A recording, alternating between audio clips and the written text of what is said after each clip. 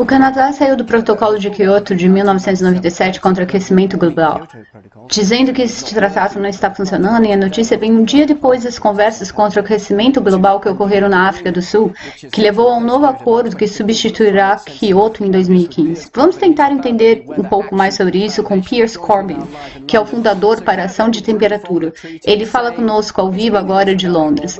Então, o Canadá se retirou do acordo, dizendo que não faz sentido participar sem a colaboração dos dois maiores poluidores do mundo, que são a China e os Estados Unidos. Com certeza, o Canadá está sendo irresponsável, não está? Por não fazer parte em combater a mudança climática? Bem, claro que eu não acredito que o homem é responsável pelas mudanças climáticas, porque não existe nenhuma evidência para isso. De fato, o dióxido de carbono é controlado pelas temperaturas do mundo, ao invés do oposto. Então, de fato, estou feliz que o Canadá saiu do acordo dos protocolos de Kyoto e espero que esse seja o início do fim de tudo isso. Mas você acredita ou não que estamos passando por mudanças climáticas? Oh, sim, mudança climática está acontecendo. E os aspectos chaves dos eventos extremos que ocorreram nos últimos 18 meses foram preditos por nós, baseados nas atividades solares. CO2, ou dióxido de carbono, não tem nenhum efeito, eu repito, não tem nenhum efeito sobre as mudanças climáticas. Ele não tem nenhuma influência nisso. Não existe nenhuma evidência para essas acusações, somente evidências contrárias. Então, este acordo de Kyoto é um desperdício de tempo? Porque nós vemos o Canadá saindo dele e este acordo supostamente deveria ir até 2017. Você acha que os outros países também sairão do acordo? Bem, eu espero que sim. É realmente um total desperdício de tempo e de dinheiro público. É, na verdade, um cemitério para cientistas que olham para as coisas que não existem. E é claro que os governos possam criar mais impostos e também para as empresas de petróleo, impor mais taxas nos preços, aumentando os preços da energia, que é uma demanda dos alarmantes do aquecimento global e seus lobistas.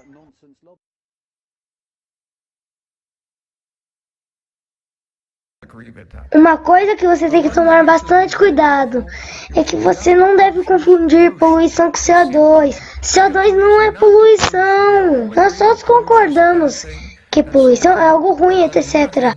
E isso não tem nada a ver com CO2. Então, o que é o efeito estufa? Vocês já ouviram falar o que é? Que sem ele a atmosfera da Terra seria em torno de 35 graus mais frio. Se for fato que o CO2 aumentou de 280 a 380 partes por milhão em 100 anos, a temperatura aumentou em 0,8 graus Celsius. Existe aí uma causa e efeito? Bem, você pode tentar testar isso. O ano mais quente medido foi 1998. O CO2 aumentou para 396 partes por milhão. Então, nós podemos calcular qual é esse efeito. Com uma conta simples de 0,8 multiplicado por 14 dividido por 100, nos dá 0,1 grau mais quente. Mas está mais frio hoje em dia. Está mais frio hoje em dia do que foi em 1998. Como pode ser isso? Se o CO2 está aumentando regularmente, deveria estar mais quente, mas não está. Então aqui você vê a curva. Aqui está o CO2 aumentando a temperatura de 1998. E daí a temperatura cai em quase 5 graus. Quase que acabou com o aquecimento global por inteiro em um único ano. Então, reconhecer a diferença entre medidas é bem difícil. É algo que não dá realmente para medir. E é o que me aborrece mais, onde aqueles que acreditam em aquecimento global e aqueles que negam, ambos os lados aceitam essa curva. Essa curva não deveria nunca ser aceita para início de conversa. Então, aqui está onde a temperatura é medida, dados da NASA. Aqui está os Estados Unidos, todos esses pontos são onde a temperatura é medida. Entre 30 e 60 graus, os Estados Unidos está praticamente todo verde. Mas olha abaixo de 6 graus Celsius. Existem 8 termômetros que incluem o Polo Sul. Tem apenas 8 termômetros. Como que eles podem falar de temperatura média da Terra? Não consigo entender isso. E ainda se eu fizer uma pergunta básica, qual é a temperatura ideal para a Terra? Claramente não é a temperatura que nós temos. Então ninguém sabe qual seria a temperatura ideal para a Terra. Talvez 2 graus mais quente ou 2 graus mais frio, nós simplesmente não sabemos. Mas claramente não é a temperatura que nós temos hoje em dia. E eles não mencionam em nenhum momento a importância que CO2 tem para a vida das plantas. Então, se temos mais CO2, as plantações crescem melhor por todas as partes da Terra. Se tem uma estufa e coloca dióxido de carbono nela, as plantas crescem mais rápido. CO2 é alimento para as plantas. E as grandes árvores em Bad Sachen estão famintas. Elas podem não demonstrar, mas elas estão, porque quando a fotossíntese foi desenvolvida, o dióxido de carbono era mais elevado no ar do que é hoje em dia. Então, as plantas têm um sistema que são guiados por o grau mais elevado de dióxido de carbono.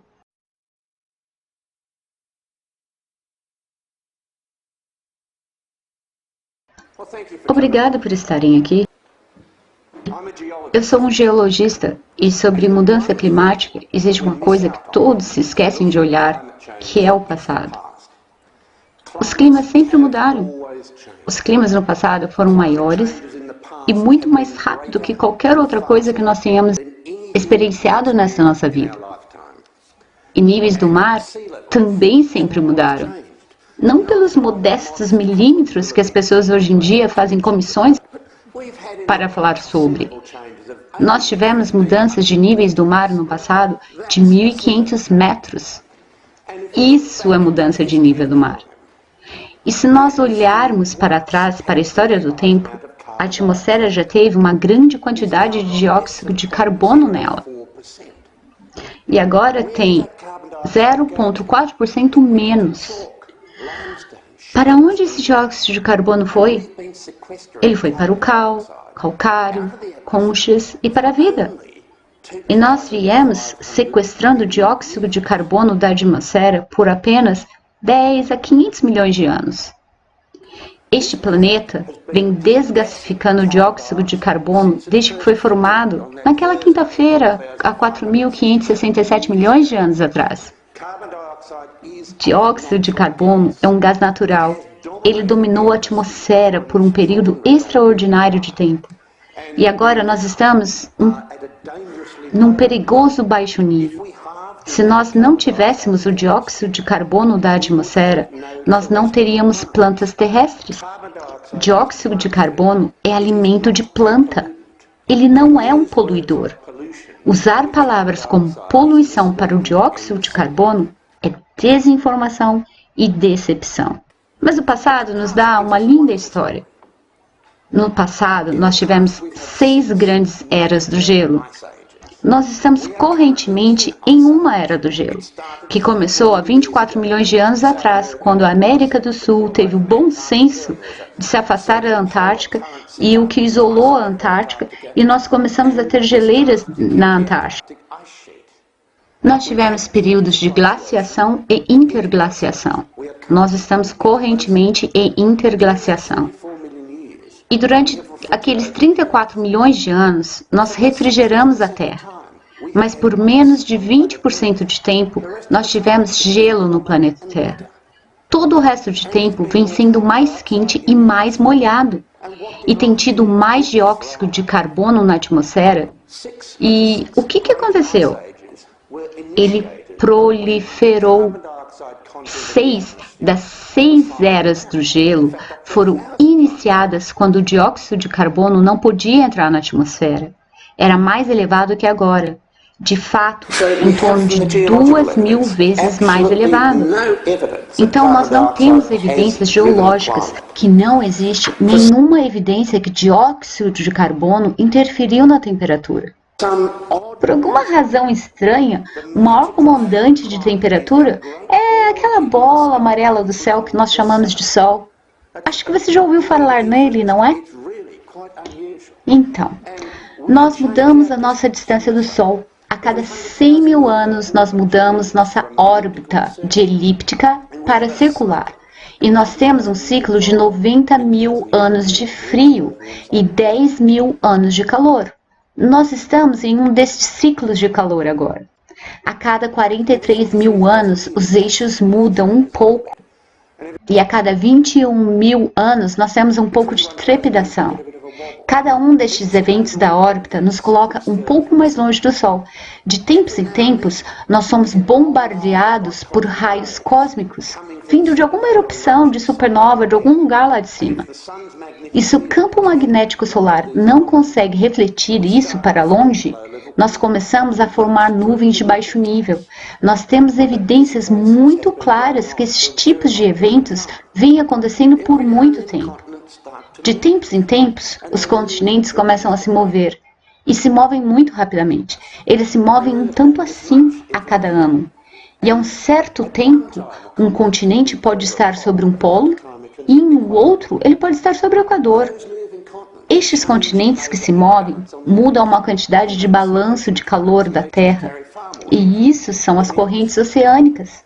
Os oceanos carregam muito mais aquecimento na atmosfera. De tempos em tempos, por causa de grandes pressões geológicas, nós temos grandes explosões nos solos dos oceanos, formando novas rochas vulcânicas que mudam as correntes marítimas. Todo ano, 10 mil metros cúbicos de águas oceânicas passam por essas rochas vulcânicas do solo do oceano. E isso acontece uma troca de temperatura. A reação das águas do mar e as rochas evitam a acidez das águas do mar. Quando nós não tivermos mais rochas, os oceanos serão ácidos. Mas não espere por isso. Vai demorar muito tempo. Nós vemos 15 mil vulcões terrestres no planeta Terra. E nós só medimos 20 deles. E muitos poucos dessas medidas estão corretas. E isso diz que dióxido de carbono vazam daqueles vulcões. Mas o que nós não ouvimos falar é que existe no mínimo 3,47 milhões de vulcões nos solos do mar, que vazam enormes quantidades de dióxido de carbono. Nós temos piscinas de dióxido de carbono líquido nos solos do mar. Então, para onde foram os dióxidos de carbono dos primórdios da Terra? Para onde eles foram? Eles se transformaram em rochas. E o que aconteceu com o planeta? Nós não fritamos e morremos. Mas isso é só geologia, não é? Isso não é importante, eu entendo. Vamos falar de coisas de tempos mais modernos, então. Nos tempos mais modernos, nós temos duas camadas de solo que passam pelos lençóis de gelo.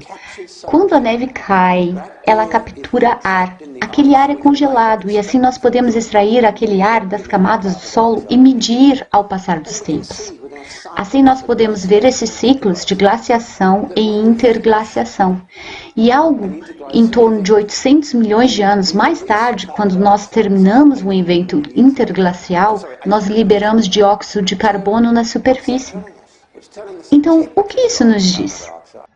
Isso nos diz que a temperatura que lidera o dióxido de carbono, e não como dizem que o dióxido de carbono que lidera a temperatura. Ah, bem, mas isso é apenas centenas de milhares de anos atrás, correto? Esqueça isso. Ah, tudo bem, vamos falar então de tempos mais modernos. Nós viemos medindo acuradamente temperatura desde 1850, e a média de acurácia é de mais ou menos 1 grau Celsius para essas medidas ancestrais. Nos disseram que esta elevação de temperatura de 0,7 graus Celsius vai causar um desastre. Eu só preciso me mover aqui. Já tenho 0,7 graus Celsius de elevação. Onde vocês vão passar as suas férias de verão? Vocês vão para os climas mais quentes. Nós somos criaturas do calor. Nós gostamos de climas quentes. Se uma pessoa de Helsinki se mudar para Singapura, tem uma elevação média de temperatura de 22 graus Celsius. Singapurianos não caem mortos nas ruas por causa da temperatura. Então nós somos criaturas de climas mais quentes e nós vimos uma elevação de temperatura entre 1860 a 1890. Daí começou a esfriar até 1910. Daí começou a esquentar até 1940. E foi aí que a passagem da Noruega se abriu.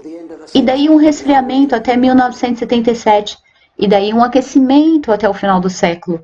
E agora nós estamos em um período de resfriamento. Então existem ciclos de aquecimento e resfriamento. Estranhamente, esses ciclos estão ativamente relacionados com as mudanças do balanço do aquecimento do mar. Então nós temos esses ciclos de 60 anos em paralelo a este evento de longo período de aquecimento. Nós estamos em um período de aquecimento global e está aquecendo desde o período de máximo resfriamento há 330 anos atrás. Estes eram os tempos que nós tínhamos esferas, estes eram os tempos que as pinturas holandesas de neve com cenários de condições extremamente frias. Aqueles eram os tempos que o Sol estava meio inativo e nós não tínhamos atividades de raio de sol. Então, nós estamos em um longo período de aquecimento e uma das coisas que eu pergunto neste livro é: qual parte dos últimos 350 anos de aquecimento global é devido à atividade humana? E qual parte é natural? Estas são as perguntas que deveriam ser questionadas e são perguntas que deliberadamente não têm como se responder. Porque eu sou da opinião que as crianças estão sendo bombardeadas por propagandas de aquecimento global nas escolas e eles não estão recebendo todas as informações críticas e analíticas para que eles possam analisar o contexto geral dos argumentos. Então nós estamos em um período de aquecimento. Por que se preocupar? É super normal. E vamos então olhar para a história, pois uma coisa que as corporações facilmente ignoram é a história. Nos tempos de Roma era quente, era considerável mais quente que agora, e nós sabemos disso, pois existem ótimos arquivos sobre o assunto. Eles plantavam azeitonas até as margens do rio Reno, até Bourne. Eles tinham plantações de uvas de vinho em Yorkshire. Nós sabemos pelas vestimentas que era bem quente. Tudo bem, pode ser que eles estivessem se engajando em uma orgia, mas talvez seja mais provável que é porque estava quente e aquele aquecimento parou repentinamente em 1535 DC. E nós entramos na Idade Média. Em 535 DC, nós tivemos Krakatoa enchendo a atmosfera de aerosol. E não era um grande vulcão, somente 30 quilômetros cúbicos de aerosol entraram na atmosfera. Nós tivemos maiores que ele com a Yellowstone dos Estados Unidos, nós tivemos um ainda maior na Nova Zelândia. 10 mil quilômetros cúbicos de aerosol entraram na atmosfera. E nós oramos para mais um, porque essa era a única maneira que nós conseguiríamos ganhar deles no jogo de rugby, exterminando todos eles. Nós tivemos 2 vulcões, um em Cabal e outro em Krakatoa, na Indonésia, em 535 e 536. Nós entramos na Era Média aqui, e era frio. O que aconteceu? Estávamos famintos, nós tivemos agitação civil, tivemos canibalismos. Nós superamos a morte nos tempos de aquecimento medieval. Os primeiros vistos eram os vikings, os mares estavam mais calmos, eles podiam pescar a maiores distâncias. Eles de fato chegaram às terras que se chamam a Finlândia.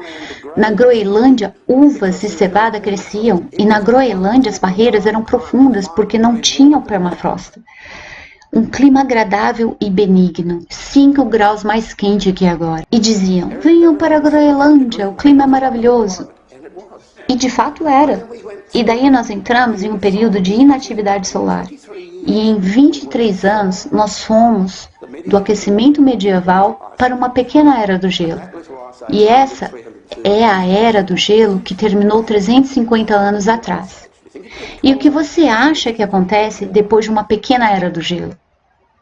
Você acha que fica mais quente ou você acha que fica mais frio? A única razão que os argumentos da ciência ganhou alguma visibilidade na sociedade é porque eles estão relatando os últimos 30, 40 anos de medição de temperatura. Eu assisto com grande interesse as predições meteorológicas que disseram que este é o melhor ano dos arquivos. E eu penso, talvez eles estejam em calendário diferente do meu, porque eu não sabia que este ano já tinha acabado. E há um ano atrás, nessa mesma época, assim como no ano retrasado, eu estava aqui na Inglaterra e estava horrível, estava extremamente frio. Então, esses tipos de predições que precedem grandes conferências internacionais de mudanças climáticas devem ser olhadas com ceticismo. Entenda que em ciência, ceticismo não é uma palavra pejorativa. Em ciência não existe consenso. Em ciência existem batalhas constantes. Um bom exemplo, todos nós sabíamos que desenvolvíamos úlceras por causa de estômago ácido e estresse. E nós tomamos pílulas e esfregávamos nossas barrigas na esperança de que as úlceras se dissipassem. Até que 2 cientistas que não estavam seguindo as narrativas oficiais, não estavam seguindo os consensos, começaram a argumentar que isso era devido a bactérias. E ninguém os ouvia. E até que um deles tomou a bactéria, desenvolveu úlcera, tomou o antídoto e por causa disso eles ganharam o prêmio Nobel. Você não ganha prêmio Nobel por seguir os consensos científicos. E isso está claro na ciência.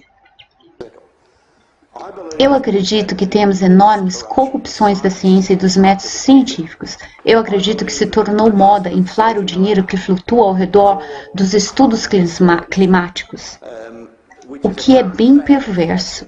Eu acredito que a ciência foi retrocedida e, vindo a próxima e inevitável pandemia, nós talvez não tenhamos as ferramentas para barrá-lo. Talvez possamos tentar chacoalhar ervas e orar ao invés de criar um antídoto. Então, para mim, essa indústria climática tem um grande ataque aos reais métodos científicos. Ela vem perturbando a minha ciência e a história. E felizmente as coisas mudaram. Eu termino com um último ponto. Se você aprovar o seu ato de mudança climática aqui, nós acabamos de aprovar um para impostos de emissão de carbono na Austrália. E esse imposto de carbono era para baixar as emissões de dióxido de carbono das indústrias produtoras da Austrália. E é maravilhoso, nós lideramos o mundo em suicídio. E nossa taxa de carbono é para baixar as emissões de carbono em 5%. E faça a matemática. E é bem simples. O IPCC diz que 3% das emissões vêm dos humanos. E porque esses 3% são os responsáveis pelo aquecimento, não os demais 97%, está além do meu entendimento. Mas isso é um outro assunto. A Austrália emite 1,5% das emissões globais de CO2. E você pode calcular, com os australianos barrando 5% das emissões até o ano de 2050, nós teremos baixado a temperatura global em 0,0007 graus Celsius. Então eu realmente espero que vocês desfrutem do nosso sacrifício para prover uma melhor temperatura para vocês aqui na Inglaterra. Muito obrigada.